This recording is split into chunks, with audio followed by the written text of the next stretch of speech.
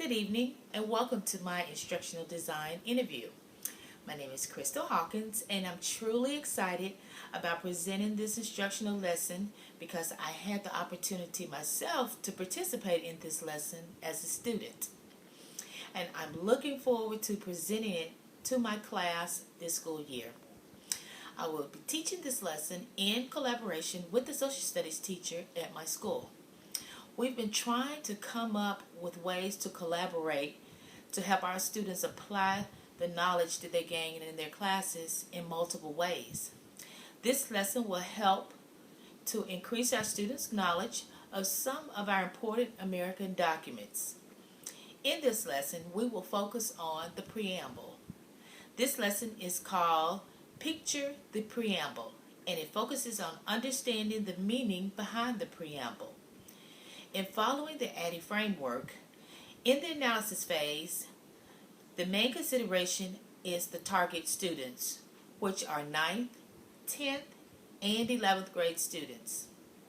A needs analysis of the students tells what the students know and what they need to know after this lesson. Because this lesson is being done as a collaborative lesson with the social studies teacher, the students have already been introduced to the preamble and have been given the history and meaning behind the document.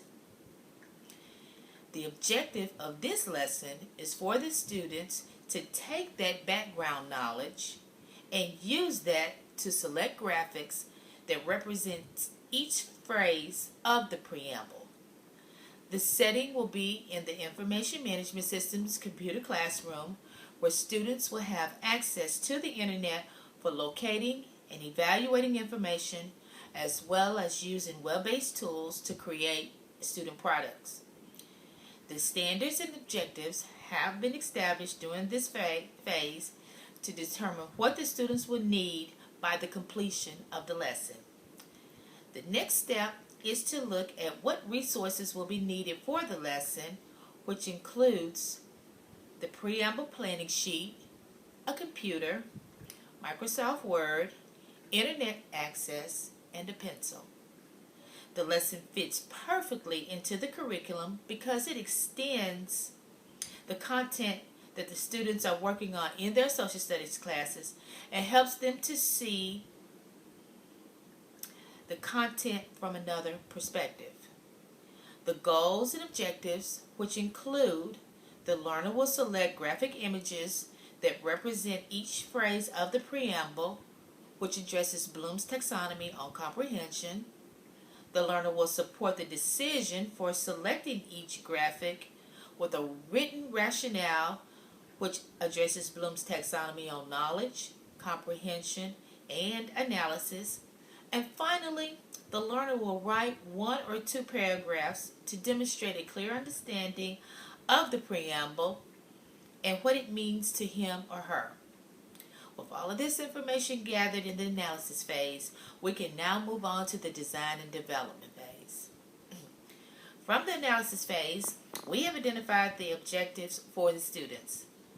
Now we will determine how the objectives will be met and what instructional strategies will be used to effectively carry out these objectives.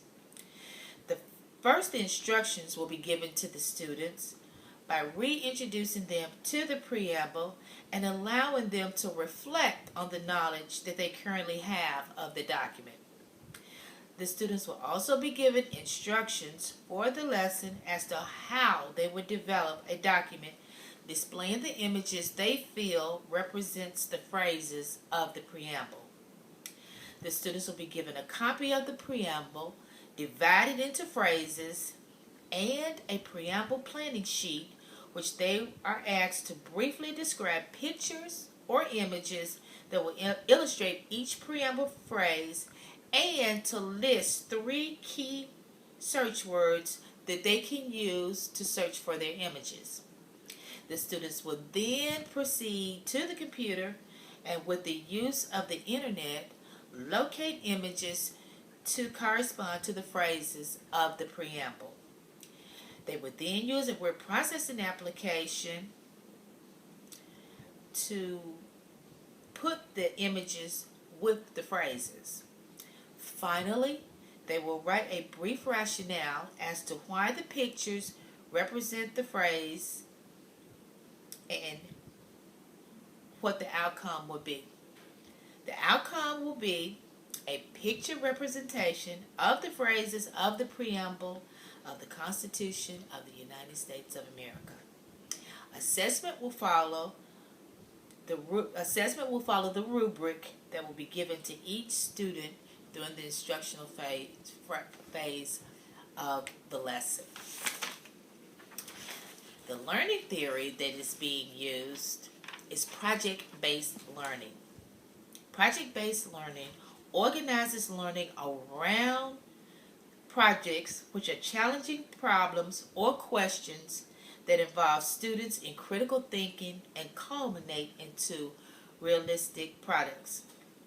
Project-based learning is also more concerned with the products of learning and emphasizes the mastery of learning, which is right in line with the students developing the picture preamble. This model supports authentic assessment, which allows for the evaluation of the student's work product at the culmination of this set of learning tasks. The students will use computers along with access to the internet and web-based applications to construct the picture preamble document. Graphics and images will be downloaded from various websites to complete the lesson. As I reflect on the course content of this course, I must say it has really been a big impact on how I design instruction now.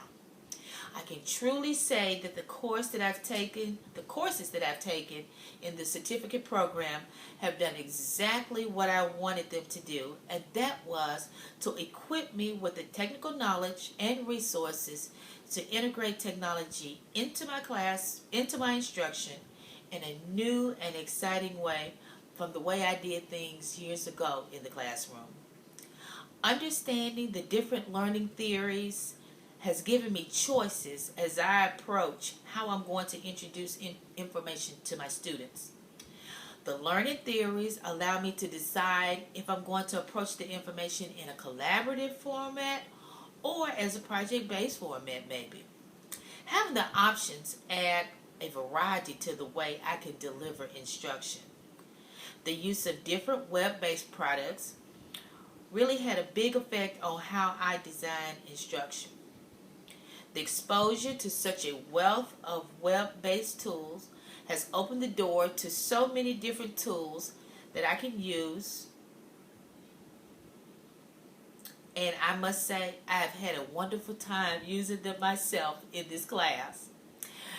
Many of the resources I know for a fact I probably would not have stumbled up on them on my own.